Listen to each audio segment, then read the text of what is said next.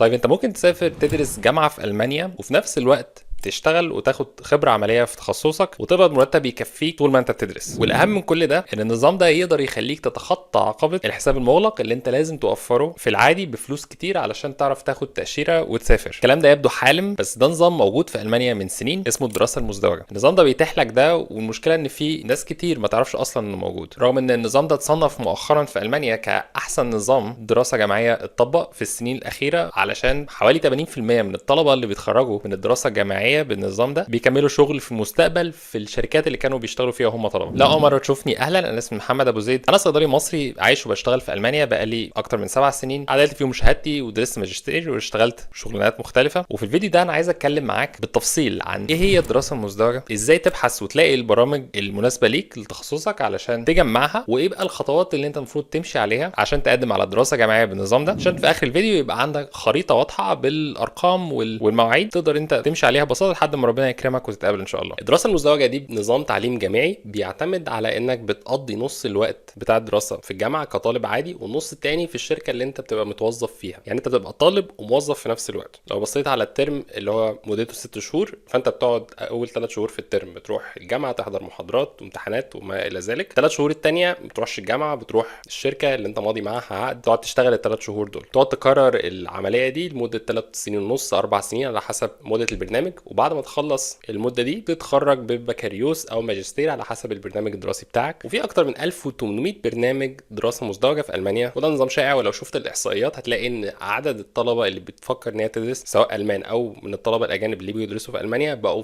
بيقبلوا اكتر بكتير من السنين اللي فاتت على النظام ده. طبعا الفرق ما بينه وبين الجامعة العادية ان انت في الجامعة العادية عادي بتبقى انت طالب، دي كل وظيفتك تروح الجامعة وتحضر محاضرات وتمتحن زيها زي اي حتة. انما النظام الدراسي ده انت قبل ما تسجل في الجامعة يعني تقدم الاول على الشركة وتتقبل ان هم ياخدوك عندهم كطالب بتعمل برنامج دراسة مزدوجة اللي هو بيسموه بالالماني دوالس ستوديوم. بعد ما الشركة تقبلك وتاخد العقد بتقدم في الجامعة على برضه نفس البرنامج اللي انت قدمت عليه، تقول لهم والله انا معايا قبول اهو من الشركة الفلانية، وبتخش تدرس طبيعي. ليه الاقبال كتير مؤخرا على ان الطلبة يدرسوا دراسة مزدوجة احسن من ان هم يروحوا يدرسوا مثلا بكالوريوس عادي في الجامعة او ماجستير؟ الدراسة المزدوجة بتديك خبرة عملية من اول يوم ليك في الدراسة، ودي حاجة الشركات بتقدرها جدا لما تيجي توظف حد.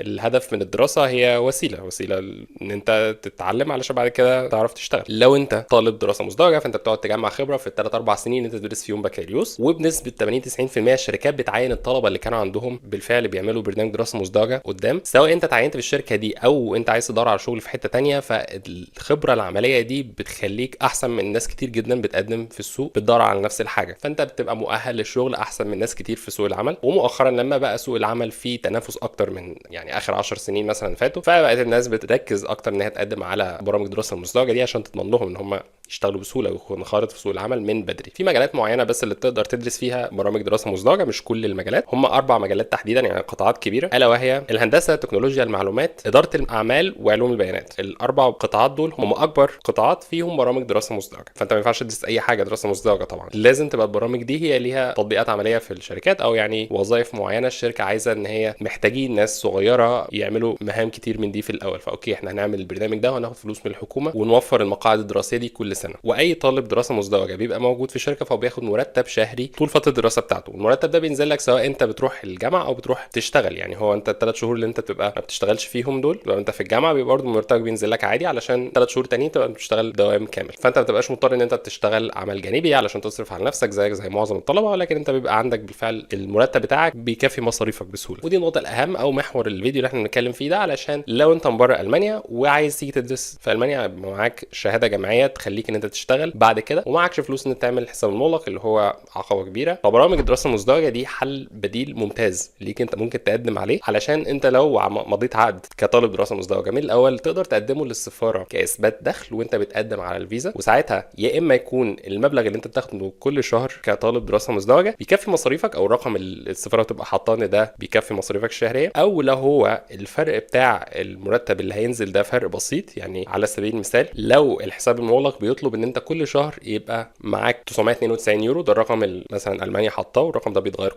كل سنه. وعلى افتراض ان انت مضيت عقد مع شركه او لقيت عقد، العقد ده بيقول ان انت هينزل لك مرتب قبل الضرايب 1100 يورو. ال 1100 يورو دول هيدفع منهم شويه تامينات اجتماعيه فيصفصفوا على 950 يورو، وتبقى انت مضطر ان انت تحط 500 يورو مثلا او 504 يورو. الفرق اللي هو بيثبت ان انا اوكي، انا معايا اهو الحد اللي يخليني اكفي مصاريفي الشهريه واقدر اخد فيزا من غير ما اكون عملت حساب مغلق ب 12000 يورو 13000 يورو. فعمليا العائق بتاع الفلوس ده اتشال. في المتوسط الشركات اللي بتعرض برامج دراسه مزدوجه بتعرض مرتب من 900 ل 1200 يورو في الشهر. كان مرتب بينزل لك انت كطالب دراسه مزدوجه. المرتب ده بيكفيك ان انت تكفي مصاريفك، وبتبقى انت بتشتغل في المكان اللي هو مجالك وبتجمع فيه خبره. فيعني هي بتبقى فرصه ممتازه. انا كان ليا زمايل كتير لما انا كنت بدرس ماجستير كانوا دارسين البكالوريوس بتاعهم كبرنامج دراسه مزدوجه، واقدر اشرحه بقوه. يعني النظام ده ممتاز، بيخليك ان انت عندك فكره عن السوق بيمشي ازاي والشغل العملي فعلا ازاي، ان انت تحط قيمه للشغل بتاعك وتبقى احسن من ناس كتير قدام بعد كده لو انت بتدور على شغل، او ان انت كملت مثلا تعمل دكتوراه في مجال البحث العلمي، او يعني اي سكه انت هتسلكها تبقى انت بتنضج اسرع من اي حد تاني هو قضى كل الوقت بتاعه بس بيدرس في الجامعه. طيب ايه الخطوات العمليه علشان انت تعرف تجيب قبول في برنامج دراسي زي ده؟ الموضوع بسيط، محتاج بس ترتيب من الاول، تبقى انت عارف هتعمل ايه. في مواقع كتير بينزل عليها البرامج الدراسيه بتاعه الدراسه المزدوجه. اهمها والاشمل فيها اللي بينزل فيها كل البرامج هي المواقع الحكوميه. حط لسته بكل المواقع دي تحت الفيديو هنا في صندوق الوصف، او انت ممكن تكتب لي كومنت هبعت لك الليسته دي جاهزه علشان تبدا انت تشتغل عليها. قول لي بس تحت في الكومنتات. هناخد مثال واحد، هو موقع اسمه تريننج بلس. هو ده موقع ممول اصلا من الحكومه من وزاره العمل. فانت بتخش عليه كده وبعدين هتلاقي في تاب اسمه داتا بيزز. فانت لما تخش عليه بتختار اول حاجه اللي هي دول ستادي. انا مخلي الموقع انجليزي تسهيلا، يعني لو انت عايز الماني مش فارقه. وبعد كده انت هتلاقي اول ما بتخش كده هتلاقي ان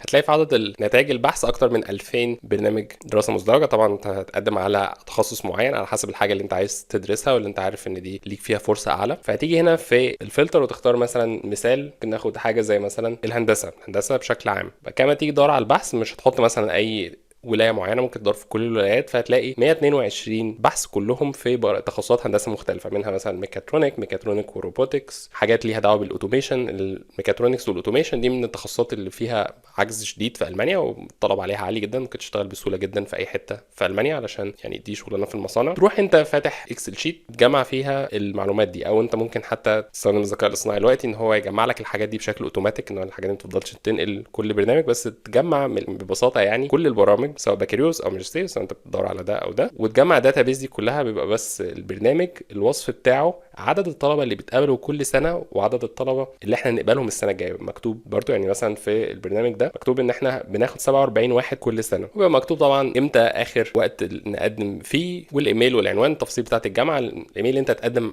عليه بالظبط. ولو عندك اي اسئله بيبقى في ايميل بتاع حد ده المسؤول يعني عن البرنامج، لو انت عندك سؤال او مش عارف حاجه معينه يعني بتبعت له هو بيرد عليك. هنا دي بتبقى المعلومات بتاعه الجامعه. في الجنب الثاني مكتوب كوبراسيونز بارتنر، يعني الشريك بتاع البرنامج ده. يعني الشريك ده معناه ان هي الشركات دي احنا لما بيتقابل عندنا مثلا 30 طالب، ال 30 طالب هيتوزعوا في الشركات دي، فانت تبعت لهم. عادة بتبقى نازل اعلانات ان هو احنا محتاجين نملى المكان ده بتاع طالب دراسه مزدوجه. لو مش نازل ممكن تبعت لهم دايركت علشان انت تبقى خلاص انا هتارجت البرنامج ده هقدم عليه، ممكن تبعت لهم وممكن ما يبقاش فيه اعلان موجود، ساعتها برضو يبقى عندك فرصه. كل الاحوال هي دي الطريقه المثلى، يعني طريقه مش سهله بس هو ده اللي بيمشي عليه كل الناس سواء هنا في المانيا او من بره المانيا. طبعا انت لو انت من بره المانيا فبيبقى يعني فرصك اقل من حد جوه المانيا بالفعل، علشان هو الناس بتبقى دايما ايه قلقانه ان الحد اللي هيجي ده ما يكونش حد كويس، عشان في الاخر انت هتبقى موظف عندهم، فعايز ان لغتك تبقى كويسه، الاساسيات يعني عندك ان انت هتيجي فعلا وهتلتزم وكده. بس ده مش معناه ان مفيش فرصه، لا هو في كتير من المقاعد الدراسيه دي ما بتتملاش اصلا. يعني هم بيبقى في الاعلان بينزل وهم بيلاقوش الشركه او الجامعه دي ان حد يملى الوظيفه، ففي فرص في المجال ده موجوده. بعد ما تجمع الداتا بيز دي كلها خلاص انا بقى عندي مثلا هقدم على ما اعرفش 150 برنامج، تبدا ان انت تجهز الاوراق الاساسيه بتاعه التقديم عليها. والاوراق دي شبه الاوراق اللي ممكن حد يقدم عليها على تدريب مهني او على وظيفه، اوراق بسيطه جدا، وهي السي في بتاعك بالالماني. طبعا انا عملت فيديو بتكلم فيه ان انت ازاي تعمل سي في محترم بالالماني تقدم عليه، حطه تحت هنا برده. وكفر ليتر ده ببساطه بيتكلم في صفحه ولا نص صفحه انت مين، عايز تعمل الحاجه دي ليه، لو عندك اساسيات او اي خلفيه عن الوظيفه اللي انت هتعملها خليك ان انت احسن من حد تاني بيقدم معاهم. وشهاده لغه لو موجوده، لو مش موجوده بتقول بس ان انا بتكلم الماني في المستوى المطلوب اللي هو مثلا B2 او C1، وتستنى ان حد يرد عليك ان انت تعمل معاه مقابله شخصيه. المقابله دي تبقى طبعا اونلاين، وبعدها يا اما بيبقى في مقابله تانية او خلاص هم بيحددوا ان احنا دي تفاصيل الوظيفه ونبعت لك العقد وتتقبل ان شاء الله. طيب الكلام ده كله جميل، في عقبه تانية واحده غير عقبه الفلوس وهي اللغه. برامج دراسه مزدوجه بنسبه يعني ما كانش 100%، بنسبه 90% كلها بالالماني. لازم تكون بتتكلم الماني، وده هيكون بيوافي ان انت رايح تدرس بالالماني في المانيا. لو انت رايح تدرس بالالماني في المانيا بتحتاج ان انت توصل لمستوى ما بين B2 وسي 1. لو انت تمتحن امتحان اكاديمي زي داف مثلا بيثبت ان انت معاك ما بين B2 وسي 1 لو انت متقن للغه الالمانيه. فلو انت بتفكر انت تدرس او تقدم يعني في برامج دراسه مزدوجه فلازم تتعلم الماني. ننصحك ان انت تعمل دوت بعد ما تكون وصلت لمستوى عالي في اللغه زي مثلا مستوى B2. تحدد مواعيد الامتحان عامله ازاي، علشان هو في اشهر معينه، الاشهر دي اللي بينزل فيها اعلانات الوظائف او اللي انت المفروض تبدا ان انت تدور فيهم على الاعلانات علشان تقدم على برامج الدراسه المزدوجه. ساعتها تكون يا اما بالفعل بقى معاك شهاده اللغه او ان انت خلاص محضر ان انت هتمتحنها في ميعاد معين علشان انت بتقعد تقدم فتره طويله، وبعد كده بعد ما يكون جالك قبول من شركه معينه بتقدم على الجامعه في نفس الوقت. ولازم يكون الميعاد اللي بتقدم فيه على الجامعه ما تكونش عديت فتره التقديم. فتره التقديم دي غالبا في الصيف لو انت هتبدا في اكتوبر. لو انت بتارجت مثلا ان انت تبدا على الترم الشتوي، وده اللي يعني معظم البرامج بتبقى في الترم الشتوي، فالكلام ده كله لازم يخلص قبل مثلا شهر 7، نص الشهر 7 في الصيف. يعني انت من اول ابريل لحد اغسطس الاربع شهور دول دي فتره التقديم. قبل كل ده قبلها مثلا ب 10 شهور او سنه تكون انجزت في اللغه. لو عندك اسئله تانية بخصوص دراسه مزدوجه او تدريب المهني ممكن تقولي تحت هنا في الكومنتات، او لو عندك راي في الكلام اللي احنا اتكلمنا فيه قولي برضو، احب اسمع منك. لو الفيديو عجبك ما تنساش تشترك في القناه، وممكن تشاركه مع حد انت عارف ان هو ممكن يفيده. ده يدعمني ان انا اعمل فيديوهات اكتر. بس اشوفكم فيديو جديد.